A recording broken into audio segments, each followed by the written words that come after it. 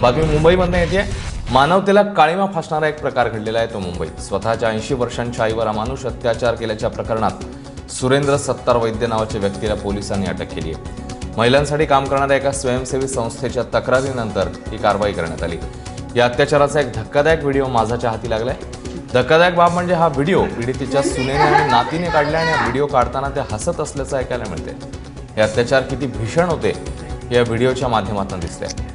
सुरेंद्र ओढणी पंख्याला बांधून ती आपल्या आईच्या पायात अडकवून तिला ओढत असे। पोलिसांनी पीडित महिलेला दवाखान्यात दाखल केलं। दरम्यान या धक्कादायक प्रकारात सुरेंद्रला मदत करणारी त्याची पत्नी आणि मुली यांच्या विरोधातही गुन्हा दाखल करण्यात आला।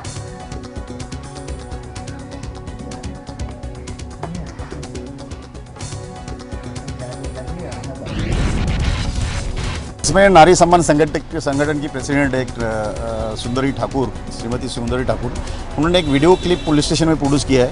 उसमें वीडियो क्लिप में है कि बेटे ने मां के साथ में टॉर्चर किया है, उनको बंद करके रूम में उनको जो टॉर्चर करने वाला एक सीडी प्राप्त हुआ है, वो हिसाब से उनका कंप्लेंट हम लोग ले रहे हैं और वो रजिस्टर करके उसकी तहकीकात करेंगे। माधवी देसाई आपल्या प्रतिनिधी आपल्या सोबत आहेत। माधवी, काय अपडेट्स मिळतात, कशा प्रकारे आता कारवाईची पावलं टाकली जातात?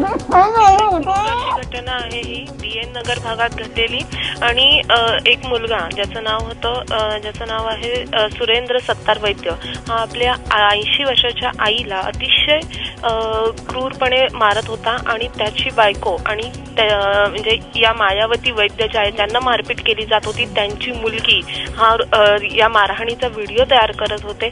हे अतिशय वाईट अशी घटना तो करत होता आणि गेले 3 वर्ष हा आपल्या आईला अशाच प्रकारे मारत होता।